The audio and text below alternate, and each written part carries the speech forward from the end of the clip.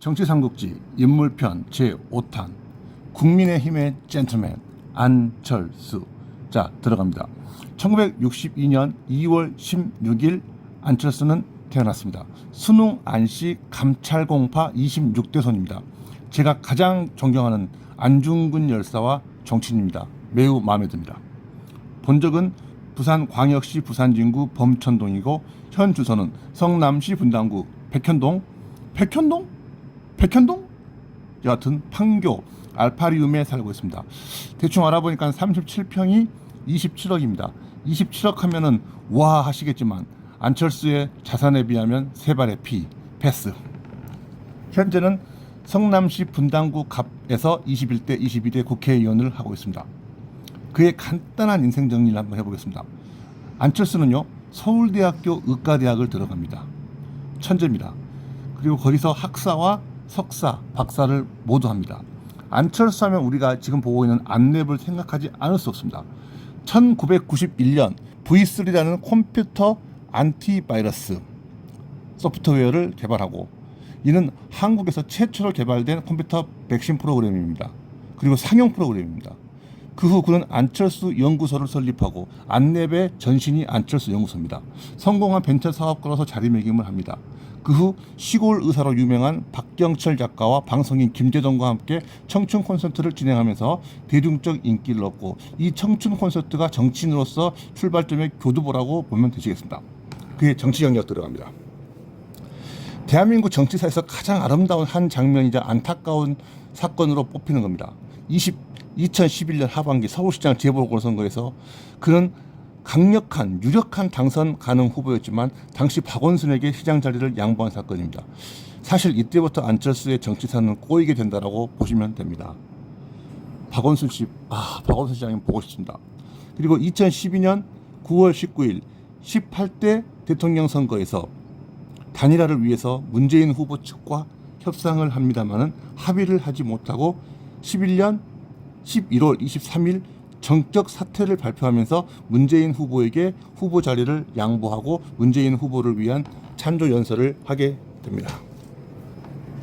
네, 결과적으로는 그 당시에 문재인 후보도 박근혜 후보에게 선거에서 지는 결과가 나오죠. 그리고 2013년 재보궐선거에서 노원구 병에서 무소속으로 국회의원에 당선이 됩니다.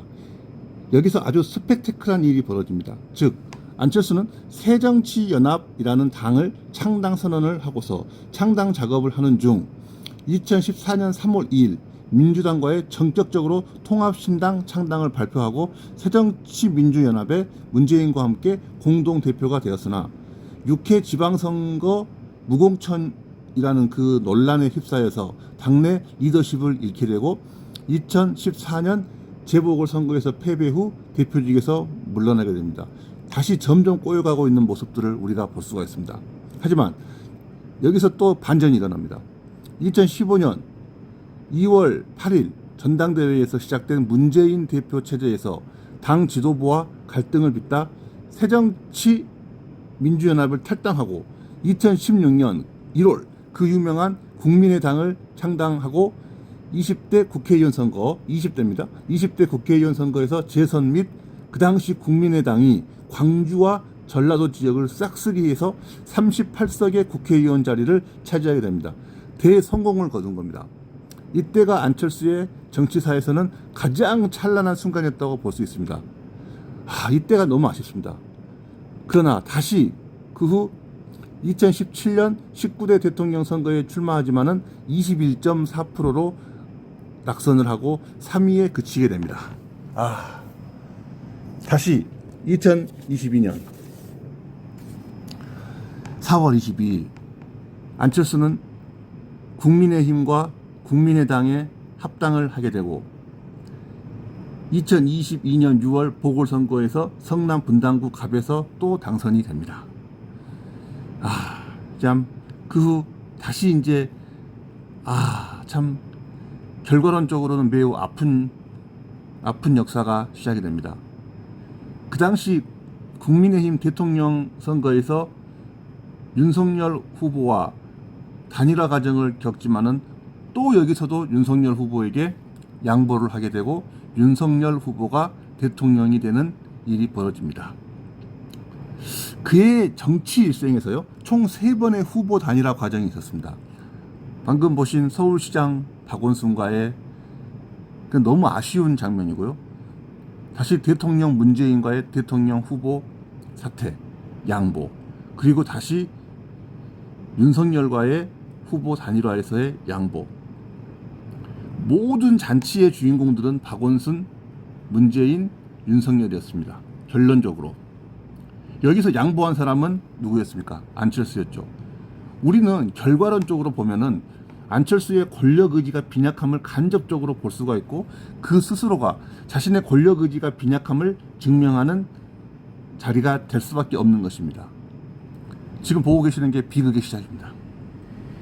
기업인으로서의 안철수를 잠깐 말씀드리겠습니다.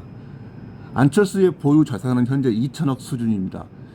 그나마도 1,500억을 기부를 해서 동그라미 재단을 만들고도 남은 금액입니다. 안철수가 기업인으로서의 모습은 제가 다른 2편에서 다루도록 하겠습니다. 장난이 아닙니다. 자, 총평입니다. 안철수는 과연 대통령이 될 수 있을까요? 여러분의 생각은 어떻습니까? 저는 개인적으로 결론적으로는 안 된다고 봅니다. 돈도 많고 똑똑한 의사이자 과학자인 그이지만 전문적 정치가는 아니라는 겁니다. 양보하는 것도 후보가 되는 것도 사실 그 각자의 그릇의 크기라고 저는 생각합니다. 그렇다고 해서 이제 와서 국민의힘을 탈당하고 새 당을 만들 수도 없는 거 아니겠습니까? 너무나도 많은 기회를 실기했습니다. 안철수는. 그래서 국민들은 이제 안철수를 대통령 후보라기보다는 젠틀한 정치인이자 옆집 성격 좋은 아저씨로 기억합니다. 이게 안철수에 대한 최종적인 평가라고 해도 과언은 아닙니다. 이상입니다. 다음은 슬롯머신의 정치인 로보캅 홍준표입니다. 홍준표 많은 기대 바랍니다.